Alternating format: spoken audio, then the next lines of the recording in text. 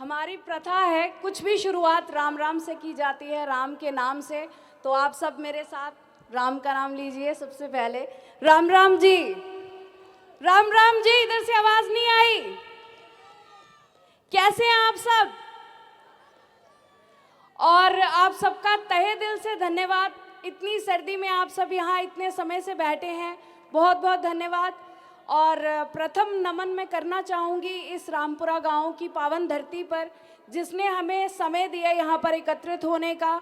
और मान व सम्मान के योग्य हमारे माता व पिता तुल्य बुजुर्गों को प्रणाम करती हूँ। हमारे जो मंच आसित हैं, हमारे साथी गाँव से आए हुए हमारे सहभागियों का, हमारी युवा शक्ति का, नारी शक्ति का, मेरे जो भाई यहाँ पर मौजूद हैं, आप सबको मैं नमन करती हूँ, जिसने आज इस मंच की शोभा बढ़ाई। और हमारे बीच पहुँचे हमारे भाई एमडी अजय हुड्डा जी और जो उनके साथी कलाकार हैं सुभाष फौजी जी, आप सबका मैं स्वागत करती हूँ और तहे दिल से धन्यवाद करती हूँ जो आज इस मंच को आप सबने सजा दिया। और हमारे सामने जो हमारे परिवार बैठे हैं, आप सबका धन्यवाद। और मैं आप सबसे बताना चाहूँगी कि मैं आप में से ही एक हूँ, आपका ही एक हिस्सा हूँ। कहीं मेरा कोई पॉलिटिकल कैरियर नहीं है, एक पेशे से डॉक्टर थी, लेकिन कोरोना के दौरान ऐसा महसूस हुआ कि कुछ करना चाहिए, क्योंकि पता नहीं 2 मिनट में क्या हो जाएगा। तो उस समय मैंने अपना प्रोफेशन, जो आज भी मैं कहीं जाती हूँ मुझे लगता है कि मुझे कुछ बताना चाहिए, किसी की प्रोफेशन के तहत, मेडिकल से हूँ तो अपने आप निकल जाता है। और मैंने अपना रास्ता कुछ बदल दिया और समाज सेवा में कदम रख दिया। तो मैं आपको अपना परिचय देना चाहूँगी। मेरा नाम डॉक्टर इंद्रजीत यादव है, आपकी बेटी, आपकी बहन। और इतना प्यार, इतना आशीर्वाद आपने दिया, यहाँ तक पहुँचाया।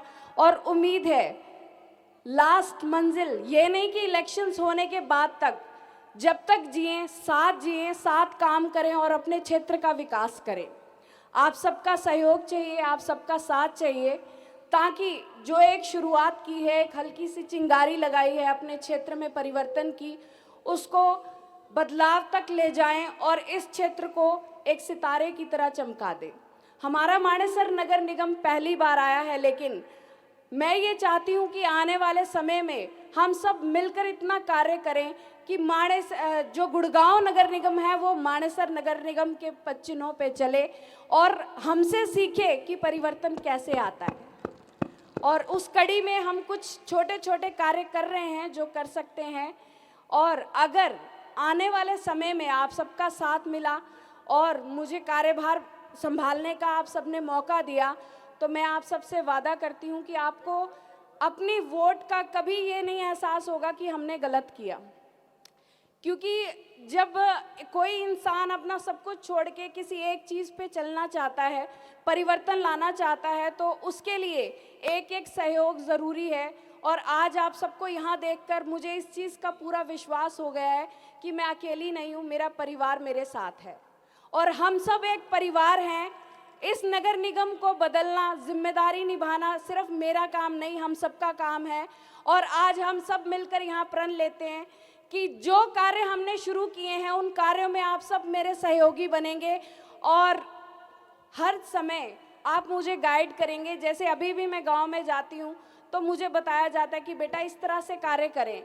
तो मैं आप सबसे वादा करती हूँ कि अगर आपने मौका दिया तो ये नहीं है कि ये कड़ी यहीं ख़त्म हो जाएगी, इस कड़ी को हम अंत तक चलेंगे और अपने बुज़ुर्गों का साथ लेकर चलेंगे। कभी ये बेटी आपसे अलग नहीं होगी और आपके पच्चिनों पे जो आप दिखाएंगे उस पे चलेंगे। और हम ये नहीं जानते इसमें 2 महीने लगेंगे, 6 महीने लगेंगे कि साल लगेगा, क्योंकि आप सब जानते होंगे मानेसर नगर निगम का 3रा साल शुरू हो चुका है। This is 3rd year of Manesar नगर निगम। तो हमें नहीं पता कितना टाइम लगेगा और मैं हार जीत में भी विश्वास नहीं रखती। कोरोना के टाइम पे सोचा था सेवा करनी है, काम करना है, जो कर रहे हैं। और अगर जीत हुई तो भी काम करेंगे और अगर खुदा ना खास्ता हार हुई तब भी काम करेंगे। लेकिन आप सबका प्यार देखकर लगता नहीं है कि हार का नाम लेना चाहिए, क्योंकि विजय तो आप सबने दिखाई दी। बाकी विजय का ये महत्व होता है कि अभी मेरे पास कोई ताकत नहीं है, मेरे पास कई कार्य ऐसे आते हैं तो मुझे बहुत निराशा होती है जब मुझे उन्हें जवाब देना पड़ता है कि बाबा माँ जी मैं ये काम नहीं करवा सकती। लेकिन अगर आप लोग मेरा साथ देंगे, मेरे पास कुछ सरकारी ताकत आती है तो हम हर मुसीबत का, हर कार्य का हल निकाल सकते हैं, क्योंकि आप सब जानते हैं कि सत्ता में क्या ताकत होती है। और बिना सरकार के साथ के हम भी आज किसी ना किसी जगह अपाहिज हैं, हैंडीकैप्ड हैं। और आप लोग अगर मेरा साथ देंगे तो शायद एक पैर से मैं चल रही हूँ, दूसरा आप बनेंगे तो हमें कोई हरा नहीं सकता। तो साथ दीजिएगा। और मैं आपको बताना चाहती हूँ कि अगर आप लोग मेरा साथ देते हैं, मैं मानेसर नगर निगम में मेयर के पद तक पहुँचती हूँ तो आपके क्षेत्र में काफ़ी कार्य किए जाएंगे। सबसे प्रमुख कार्य होगा रोजगार। आज के टाइम में हमारे जो युवा पीढ़ी है, हमारे भाई हैं, बहनें हैं, माताएं हैं, पैसे की दिक्कत से, बेरोजगारी से बहुत जूझ रहे हैं। तो मानेसर नगर निगम हम सबके सौभाग्य की एक चाबी बन के आई है जिसमें काफ़ी नौकरियां हैं। तो मैं आप सबको बताना चाहूँगी कि पहला कार्य मेरा रहेगा अपने क्षेत्र के बच्चों को योग्यता के अनुसार रोजगार देना, और अपने क्षेत्र के बच्चों को ही, क्योंकि आज के टाइम में, आज के दौर में एशिया के नंबर 1 हब में IMT मानेसर में हम रह रहे हैं, लेकिन हमारे बच्चों के पास नौकरियां नहीं हैं।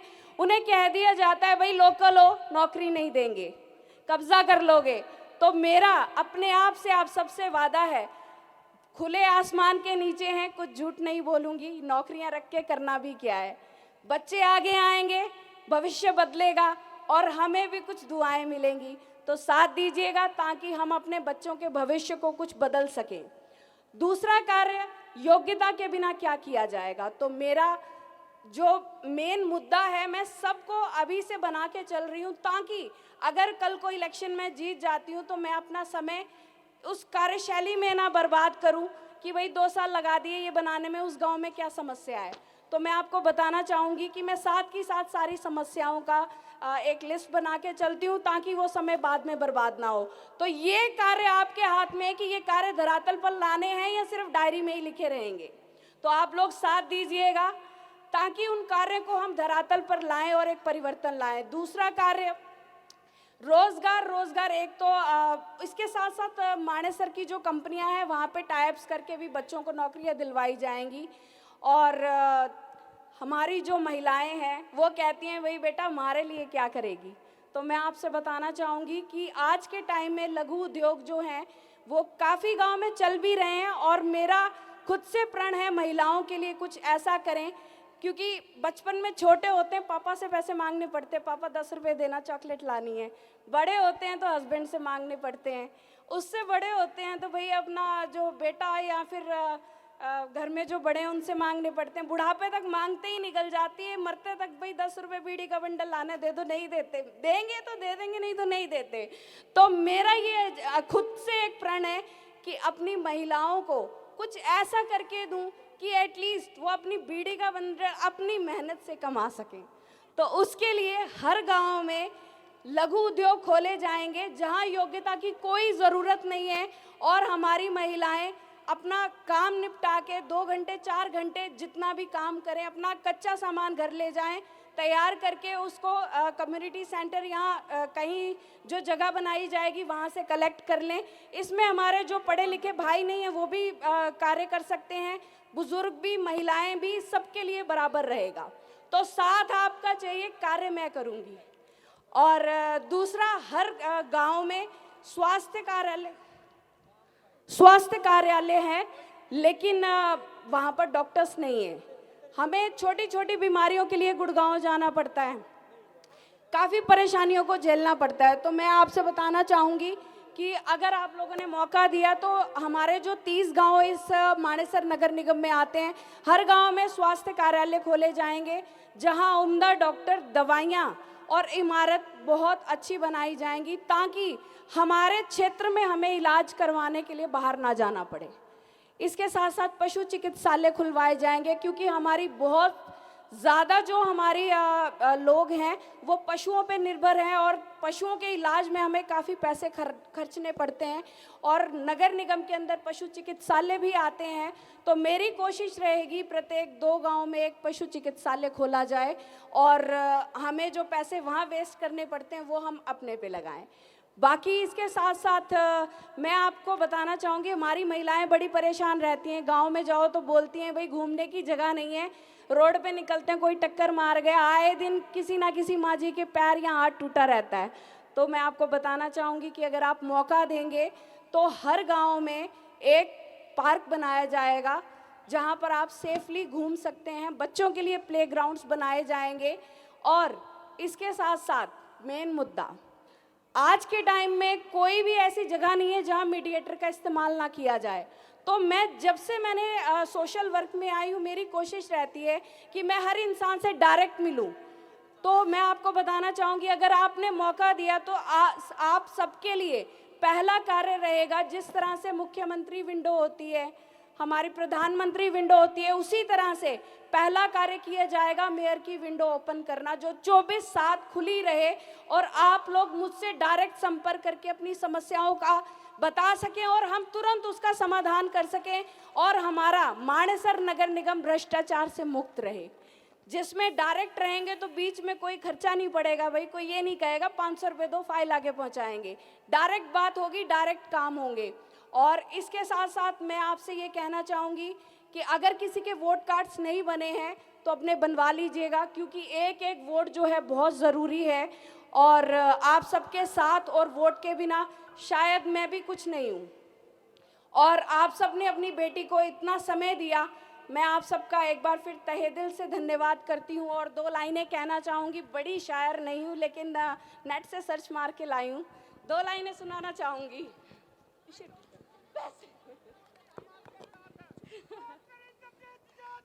जिंदाबाद जिंदाबाद जिंदाबाद। ना जात की बात करूंगी, ना धर्म की बात करूंगी, ना गर्व की बात करूंगी, ना शर्म की बात करूंगी। इंसान होने का वो महान फर्ज बस तुम अदा कर दो, ला दे जो दुनिया में खुशी, मैं उस कर्म की बात करूंगी। तो इस कर्म में मेरे भागीदार बनिए ताकि हम अपने बच्चों के भविष्य को सुहाना बना सकें और एक परिवर्तन ला सकें। और 2 लाइनें और, वक्त कम है जितना दम है लगा दो, वक्त कम है जितना दम है लगा दो, कुछ लोगों को मैं जगाती हूँ और कुछ लोगों को आप जगा दो। साथ के साथ समर्थन भी दीजिए ताकि आपकी बेटी, आपकी बहन अगली बार आपके बीच आए तो आपकी ऐसी कोई समस्या ना हो जिसका मेरे पास समाधान ना हो। तो मुझे हाथ दीजिए, ताकत दीजिए ताकि आपके हर समस्या का समाधान मैं कर सकूं। आप सबका तहे दिल से एक बार फिर बहुत बहुत धन्यवाद। इसी तरह से अपना प्यार और आशीर्वाद बनाए रखिएगा। Thank you very much. जय भारत, जय हिंद।